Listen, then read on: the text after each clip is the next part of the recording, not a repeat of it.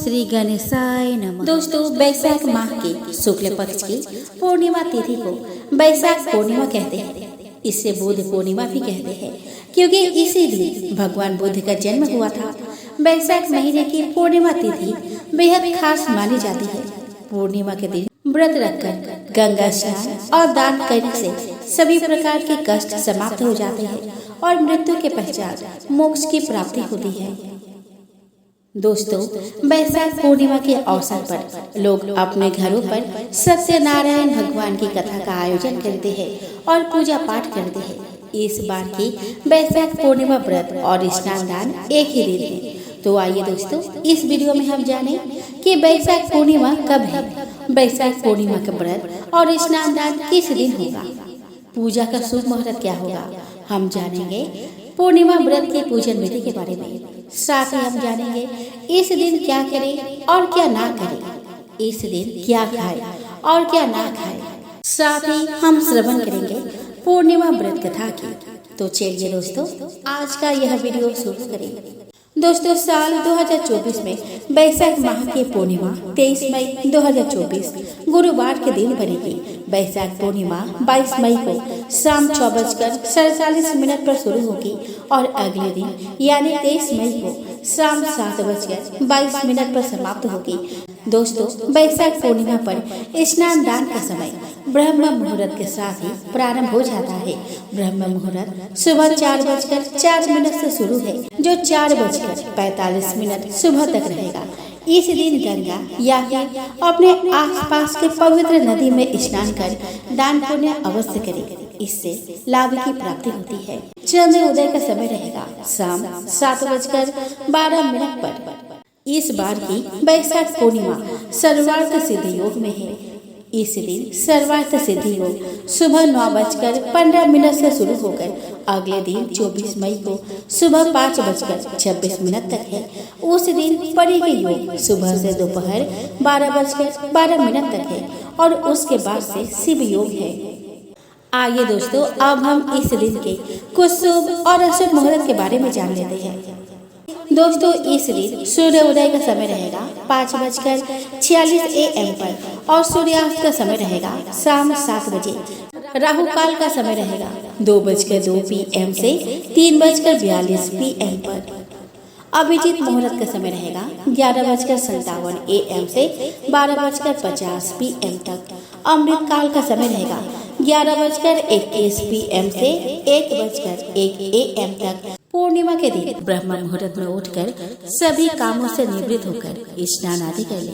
इसके बाद चौकी पर लाल कपड़ा बिछाकर भगवान विष्णु और माँ लक्ष्मी की मूर्ति स्थापित करें। दीपक जलाकर भगवान विष्णु और माँ लक्ष्मी की पूजा करें। इसके साथ ही इस दिन कनक धान स्तोत्र और मंत्रों का जाप करना चाहिए। अंत में आरती करें और फल, खीर, मिठाई आदि चीजों का भोग लगाए। लोगों में प्रसाद का वितरण करें। इसके बाद ब्राह्मण या गरीबों को श्रद्धा अनुसार दान अवश्य दें। दोस्तों, भगवान विष्णु को प्रसन्न करने के लिए इन मंत्रों का जाप जरूर करें। ओम नमो नारायणाय, ओम नमो भगवते वासुदेवाय, ओम श्री विष्णवे च विद्महे वासुदेवाय धीमहि तन्नो विष्णु प्रचोदयात्। दोस्तों, हर महीने की पूर्णिमा तिथि का अपना एक खास महत्व होता है। जो भी साधक पूर्णिमा का व्रत करते हैं उनके जीवन में सुख समृद्धि आती है और उन पर माता लक्ष्मी का आशीर्वाद बना रहता है। तो दोस्तों, ऐसे में हमें यह जानना जरूरी है कि साल में कितने पूर्णिमा का व्रत रखना चाहिए। तो चलिए दोस्तों, आज हम इसके बारे में विस्तार से जानेंगे। दोस्तों, हिंदू पंचांग के अनुसार हर महीने के शुक्ल पक्ष की 15वीं तिथि को पूर्णिमा तिथि पड़ती है। इस दिन चंद्रदेव की पूजा विधि विधान से करने से शुभ फल की प्राप्ति होती है। पूर्णिमा तिथि के दिन पितृ तर्पण करने से पितृदोष से मुक्ति मिल सकती है। दोस्तों, इस दिन चंद्रदेव की पूजा के साथ साथ शिव जी की पूजा से भी अक्षय फल की प्राप्ति होती है। दोस्तों, यदि आप हर महीने की पूर्णिमा तिथि का व्रत नहीं रख सकते तो केवल कार्तिक मास की पूर्णिमा तिथि पर रखें। इसके अलावा अगर आप पूर्णिमा का व्रत करना चाहते हैं तो कार्तिक मास की पूर्णिमा तिथि से ही शुरू करें। आप 32 पूर्णिमा रख सकते हैं। पूर्णिमा का व्रत रखने से महिलाओं को अखंड सौभाग्य का वर प्राप्त होता है। इसके साथ यदि आपके परिवार में कोई कलह कलेश हो तो भी वह इस व्रत के करने से समाप्त हो जाते हैं। दोस्तों, पूर्णिमा का व्रत रखने से जीवन में शांति आती है और परिवार के कलह कलेश दूर होते हैं। इस दिन का व्रत रखने से स्त्रियां हर जन्म में अखंड सौभाग्यवती रहने का वरदान प्राप्त होता है। दोस्तों, इस दिन का व्रत रखने से स्त्रियों को हर जन्म में अखंड सौभाग्यवती रहने का वरदान प्राप्त होता है। जिनकी कुंडली में चंद्र दोष हो वो इस दिन चंद्रदेव की पूजा करें। ऐसा करने से चंद्र दोष से मुक्ति मिलती है। पूर्णिमा के दिन शिव परिवार की पूजा करने से जीवन में सुख समृद्धि आती है। दोस्तों, सनातन धर्म में पूर्णिमा व्रत का बहुत महत्व है। इस दिन माता लक्ष्मी की पूजा विशेष रूप से की जाती है। ये दिन चंद्रदेव की पूजा के लिए उत्तम माना जाता है। पूर्णिमा का व्रत करने से जीवन में सुख शांति आती है। इसके साथ ही जो भी स्त्री पूर्णिमा का व्रत रखती है उन्हें सदा सुहागन रहने का आशीर्वाद प्राप्त होता है। पूर्णिमा के दिन पितर की सेवा करने के लिए उचित माना जाता है। इस दिन तर्पण करने से पितरों की आत्मा को शांति मिलती है और उनका आशीर्वाद सदा बना रहता है। इस दिन का व्रत रखने से घर में धन धान्य की कोई कमी नहीं रहती। दोस्तों, शास्त्रों में पूर्णिमा के व्रत को उत्तम फलदायी बताया गया है। ऐसा कहा जाता है कि आप कोई भी व्रत करें उसका उद्यापन आपको जरूर करना चाहिए। उद्यापन के बिना व्रत का फल अधूरा माना जाता है। कहते हैं कि पूर्णिमा के दिन भगवान शिव, भगवान विष्णु और माता लक्ष्मी का विशेष दिन है। इस व्रत को करने से माता लक्ष्मी, भगवान विष्णु और भगवान शिव की आशीर्वाद प्राप्त होता है। इसीलिए व्रत करने के साथ साथ उसका उद्यापन करना भी बेहद जरूरी है। तो आइए दोस्तों, पूर्णिमा व्रत के उद्यापन विधि के बारे में हम जानते हैं। दोस्तों, अनंतर माता यशोदा के पुनर्मासी व्रत के उद्यापन की विधि जानने की इच्छा जागकर श्री कृष्ण जी बोले कि हे माता, मार्गशीर्ष माह अथवा वैशाख की पूर्णिमा को व्रत आरंभ करना चाहिए और भादो या पौष को छोड़ देना चाहिए। प्रत्येक पूर्णमासी को शिव और पार्वती जी की शास्त्रोक्त रीति से सदसोपचार पूजन करना चाहिए। आटे का एक दीपक बनाकर उसमें घी व बत्ती डालकर उनके आगे जलाएं। हर महीने एक एक दीपक बढ़ाते जाना चाहिए। जब 32 दीपक पूरी हो जाए, यानी कि 32 पूर्णमासी पूरी हो जाए, तो ज्येष्ठ अथवा किसी भी पूर्णमासी को उद्यापन करना चाहिए। चतुर्दशी के दिन निराहार रहकर उपवास करें। फिर रात्रि को मंडप बनाकर उसके बीचों बीच मिट्टी का एक कलश जल भर कर रखे। फिर उसे बांस के एक पात्र से ढक दे। फिर उसे वस्त्र से आच्छादित कर दे। फिर उस पर यथाशक्ति सूर्य की एक उमा या महेश्वर की प्रतिमा स्थापित करे। अनंतर पुस्तक के आरंभ में दी हुई विधि के अनुसार यथावत उनका पूजन करे तथा धूप, दीप, नैवेद्य, फल फूल अर्पण करे। रात्रि में गाना बजाना, कीर्तन, नृत्य आदि करके जागरण करे। प्रातः काल नित्य कर्म से निवृत्त होकर स्नान ध्यान करके अग्नि स्थापित कर तिल, जौ, चावल, शर्करा, घृत तथा अन्य चंदन आदि सुगंधित द्रव्यों के संकल्प से ओम नमः शिवाय इस मंत्र से 108 बार आहुति दे। फिर ओम उमाय नमः इस मंत्र से भी 108 बार आहुति दे। इस प्रकार हवन करके 10 दिक्पालों को उमा महेश्वर के निमित्त बलि दे और पूर्ण आहुति दे। अनंतर आरती करे। इसके पश्चात यथाशक्ति ब्राह्मणों को उनकी पत्नियों सहित भोजन कराए और अपने कुटुंब सहित प्रसाद ग्रहण करे।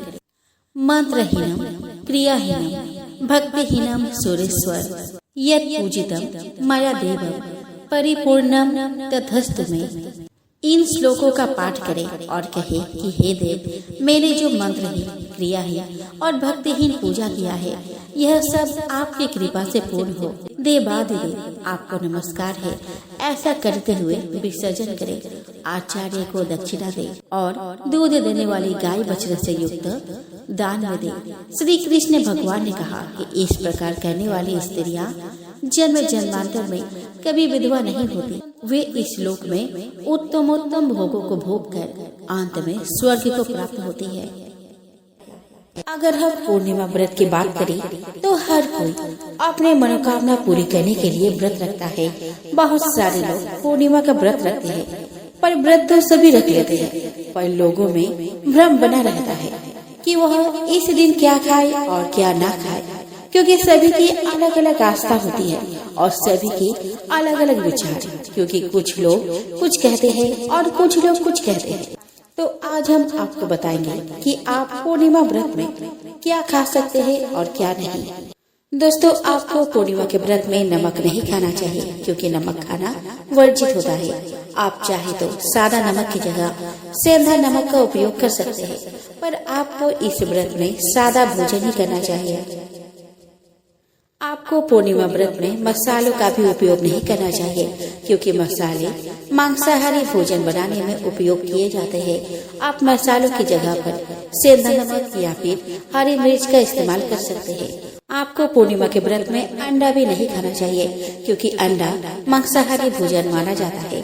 इसी वजह से आपको पूर्णिमा वाले दिन इन चीजों से दूरी बनानी चाहिए। आपको पूर्णिमा के व्रत में मांसाहारी भोजन से भी दूर रहना चाहिए। आपको मीट, चिकन, मछली इन चीजों से दूरी बनाकर रखनी चाहिए, क्योंकि यह सभी चीजें व्रत में वर्जित होती है। आपको पूर्णिमा के व्रत में सरसों का तेल नहीं खाना चाहिए, क्योंकि व्रत में सरसों का तेल नहीं खाया जाता, बल्कि आप अपना भोजन घी में बनाएं। दोस्तों, पूर्णिमा के व्रत में हरी सब्जियों का सेवन करना चाहिए, क्योंकि हरी सब्जी इस व्रत में आराम से खाई जा सकती है। यदि आप पूर्णिमा के व्रत कर रहे हैं तो आपको फलों का सेवन करना चाहिए, क्योंकि पूर्णिमा के व्रत में फलहार कर लिया जाता है, जिसमें आप सभी प्रकार के फलों का सेवन कर सकते हैं। पूर्णिमा के व्रत में दालों का सेवन कर सकते हैं, पर आपको दाल में तड़का नहीं लगाना चाहिए, बल्कि दाल में सेंधा नमक डालकर सादा ही बनाना चाहिए। आपको पूर्णिमा के व्रत में मिठाइयों का सेवन करना चाहिए, क्योंकि मिठाई खोया से बनती है और जो व्रत में आराम से खाई जा सकती है। यदि आपने पूर्णिमा के व्रत रखा है तो आपको इसमें कट्टू का आटा खाना चाहिए। इसमें गेहूं नहीं खाया जाता, इस वजह से आप उसकी जगह पर कुट्टू का आटा खा सकते हैं। आपको पूर्णिमा के व्रत में मेवाएं खानी चाहिए, क्योंकि व्रत में मेवाएं खाई जाती है। इसीलिए आप किशमिश, काजू, मखाने इन चीजों का सेवन कर सकते हैं। दोस्तों, आपको इस दिन काले कपड़े नहीं पहनने चाहिए। आपको काले कपड़ों से दूरी बनानी चाहिए, क्योंकि काला कपड़ा अशुभ होता है। आपको इस दिन अपने क्रोध पर लगाम लगानी चाहिए, क्योंकि यदि आप ज्यादा क्रोध कर लेते हैं तो इससे आपका व्रत सफल नहीं होता। इसीलिए आपको इस दिन शांत रहना चाहिए। आपको पूर्णिमा के व्रत में अपने मन में कोई भी गलत विचार नहीं लाने चाहिए और न ही किसी के बारे में गलत सोचना चाहिए, क्योंकि यदि आप ऐसा करते हैं तो इससे आपका व्रत पूरा नहीं माना जाता।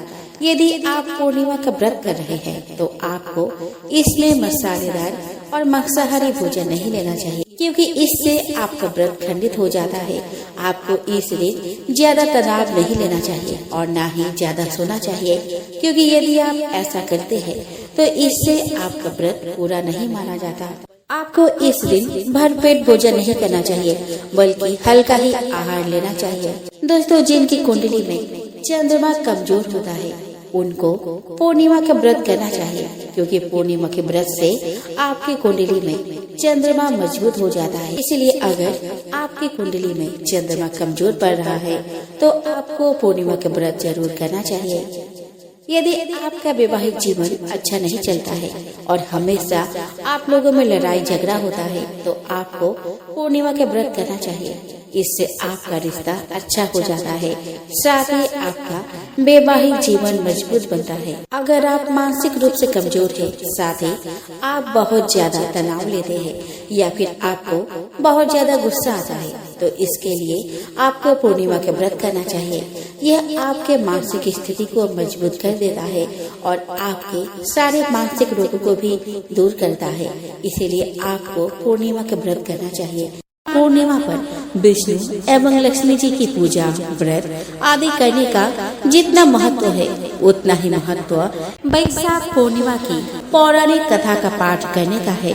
मान्यता है कि ये कथा सुनने से यश, कीर्ति, धन धान्य और संतान सुख प्राप्त होता है तथा मरणोपरांत वैकुंठ धाम की प्राप्ति होती है। तो चलिए दोस्तों, हम श्रवण करें पूर्णिमा व्रत कथा। द्वापर युग में एक समय की बात है कि यशोदा जी ने कृष्ण से कहा कि हे कृष्ण, तुम सारे संसार के उत्पन्न करता, पोषक तथा उसके संहार करता हो। आज कोई ऐसा व्रत मुझसे कहो जिसके करने से मृत्यु लोक में स्त्रियों को विधवा होने का भय न रहे तथा यह व्रत सभी मनुष्य की मनोकामनाएं पूर्ण करने वाला हो। श्री कृष्ण कहने लगे कि हे माता, तुमने अति सुंदर प्रश्न किया है। मैं तुमसे ऐसे ही व्रत को सविस्तार कहता हूँ। सौभाग्य की प्राप्ति के लिए स्त्रियों को 32 पूर्णिमासियों का व्रत करना चाहिए। इस व्रत के करने से स्त्रियों को सौभाग्य संपत्ति मिलती है। यह व्रत अचल सौभाग्य देने वाला एवं भगवान शिव के प्रति मनुष्य मात्र की भक्ति को बढ़ाने वाला है। यशोदा जी कहने लगे कि हे कृष्ण, सर्वप्रथम इस व्रत को मृत्यु लोक में किसने किया था, इसके विषय में विस्तार पूर्वक मुझसे कहो। श्री कृष्ण जी कहने लगे कि इस भूमंडल पर एक अत्यंत प्रसिद्ध राजा चंद्रहास से पालित अनेक प्रकार के रत्नों से परिपूर्ण कातिका नाम की एक नगरी थी। वहाँ पर धनेश्वर नाम का एक ब्राह्मण था और उसकी स्त्री अति सुशीला रूपवती थी। दोनों ही उस नगरी में बड़े प्रेम के साथ रहते थे। घर में धन धान्य आदि की कमी नहीं थी। उनको एक बड़ा दुख था कि उनके कोई संतान नहीं थे। इस दुख से वह अत्यंत दुखी रहते थे। एक समय एक बड़ा तपस्वी योगी उस नगरी में आया। वह योगी उस ब्राह्मण के घर को छोड़कर अन्य सब घरों से भिक्षा लाकर भोजन किया करता था। रूपवती से वह भिक्षा नहीं लिया करता था। उस योगी ने एक दिन रूपवती से भिक्षा न लेकर किसी अन्य घर से भिक्षा लेकर गंगा किनारे जाकर भिक्षान्न को प्रेम पूर्वक खा रहा था कि धनेश्वर ने योगी के यह सब कार्य किसी प्रकार से देख लिया। अपने भिक्षा के अनादर से दुखी होकर धनेश्वर योगी से बोला, महात्मा, आप सब घरों से भिक्षा लेते हैं परंतु मेरे घर की भिक्षा कभी नहीं लेते। इसका कारण क्या है? योगी ने कहा कि निसंतान के घर की भी पतितों के अन्न के तुल्य होती है और जो पतितों का अन्न खाता है वह भी पतित हो जाता है। चूँकि तुम निसंतान हो अतः पतित हो जाने के भय से मैं तुम्हारे घर की भिक्षा नहीं लेता हूँ। धनेश्वर यह बात सुनकर अपने मन में बहुत दुखी हुआ और हाथ जोड़कर योगी के पैरों में गिर पड़ा तथा आर्त भाव से कहने लगा कि हे महाराजा, यदि ऐसा है तो आप मुझको पुत्र प्राप्ति का उपाय बताइए। आप सर्वज्ञ हैं, मुझ पर अवश्य ही यह कृपा कीजिए। धन की मेरे घर में कोई कमी नहीं है परंतु मैं पुत्र न होने के कारण अत्यंत दुखी हूँ। आप मेरे इस दुख का हरण करें। आप सामर्थ्यवान हैं। यह सुनकर योगी कहने लगे कि हे ब्राह्मण, तुम चंडी की आराधना करो। घर आकर उसने अपने स्त्री से सब वृतांत कहा और स्वयं तप के निमित्त वन में चला गया। वन में जाकर उसने चंडी की उपासना की और उपवास किया।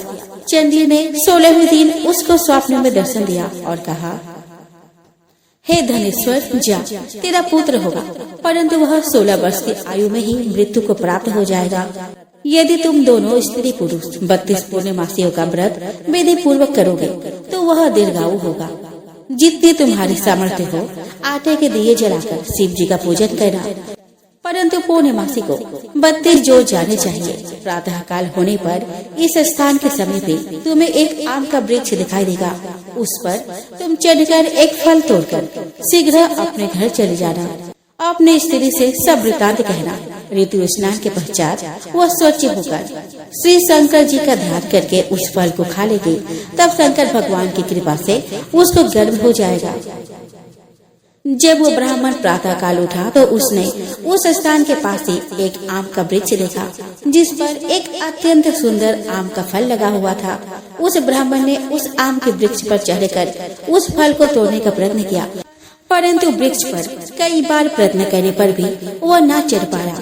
तब तो उस ब्राह्मण को बहुत चिंता हुई और विघ्न विनाशक गणेश जी की वंदना करने लगा कि हे दयानिधे, अपने भक्तों के विघ्नों का नाश करके उनके मंगल कार्य को करने वाले, दुष्टों का नाश करने वाले, रिद्धि सिद्धि के देने वाले, आप मुझ पर कृपा करके इतना बल दे कि मैं अपने मनोरथ को पूर्ण कर सकूं।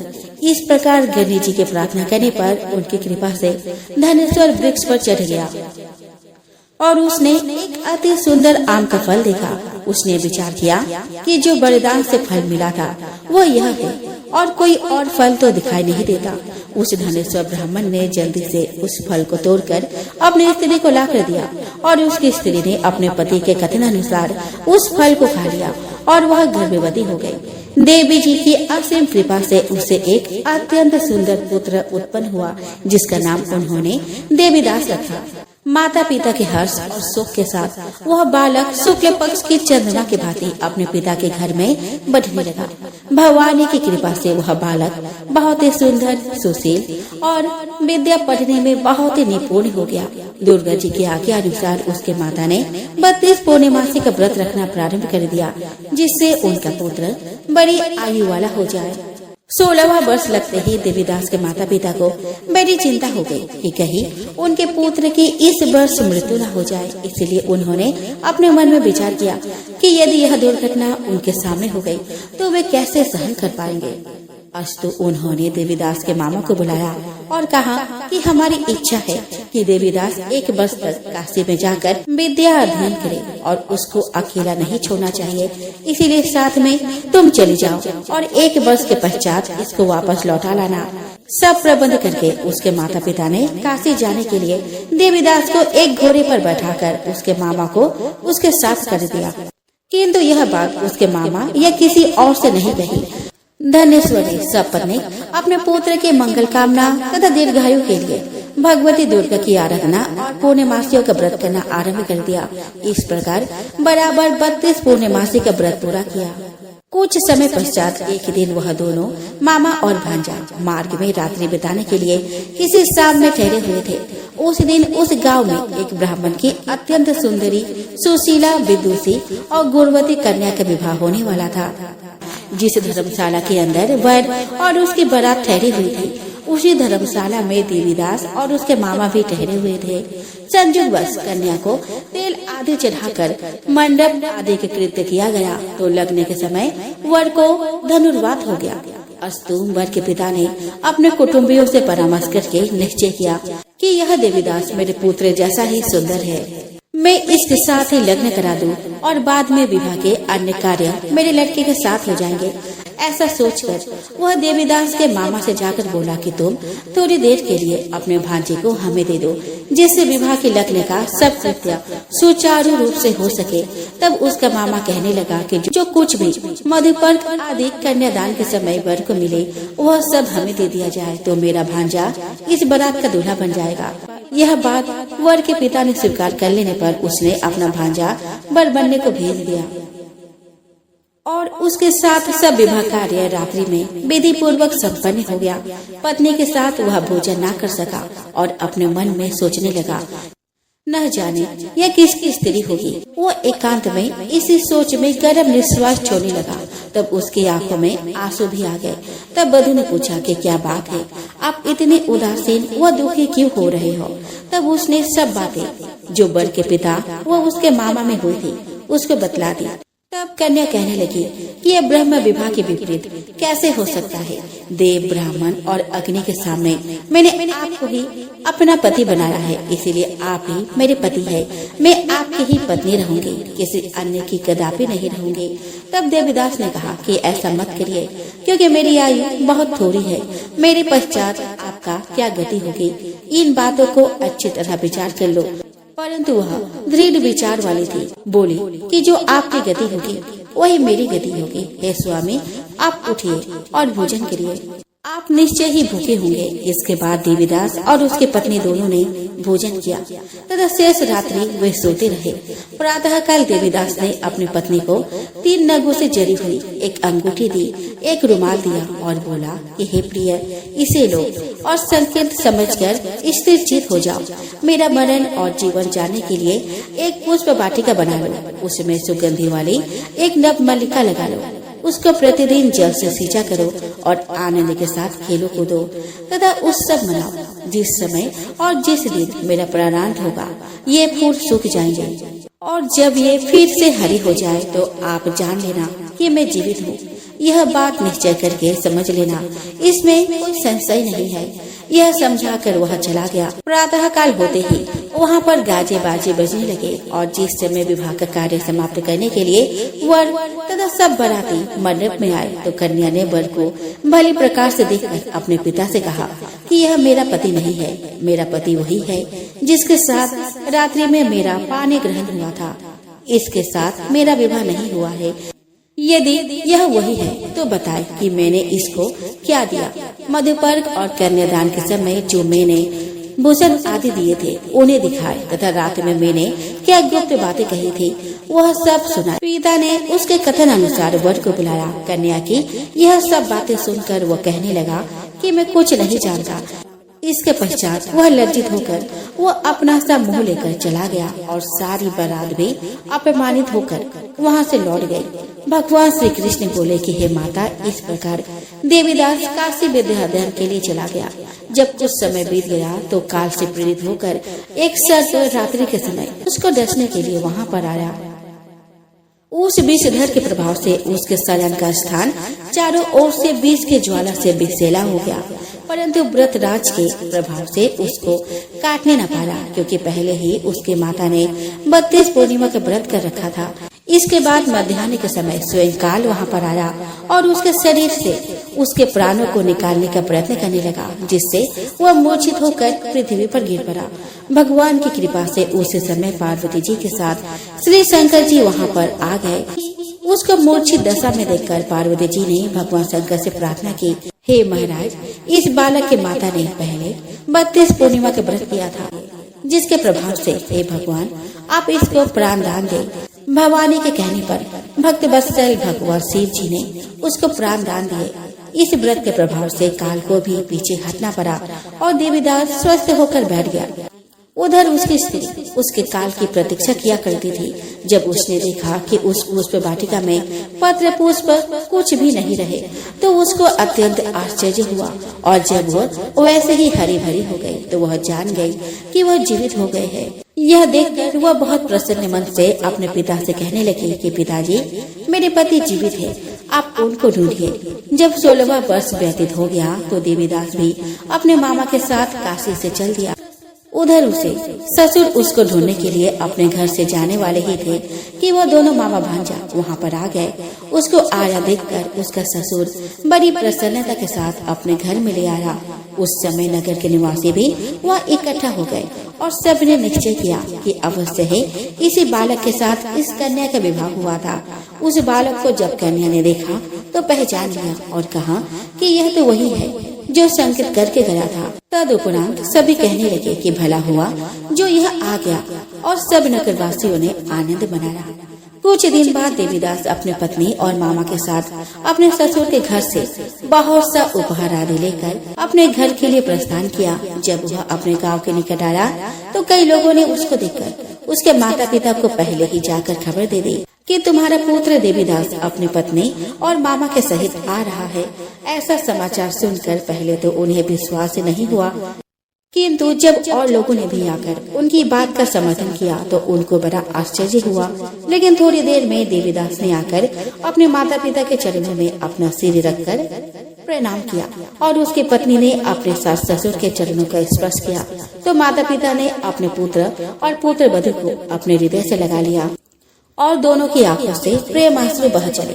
अपने पुत्र और पुत्र वधू के आने की खुशी में धनेश्वर ने बड़ा भारी उत्सव किया और ब्राह्मणों को भी बहुत सी दान दक्षिणा देकर प्रसन्न किया। श्री कृष्ण जी कहने लगे कि इस प्रकार धनेश्वर 32 पूर्णिमाओं के व्रत के प्रभाव से पुत्रवान हो गया।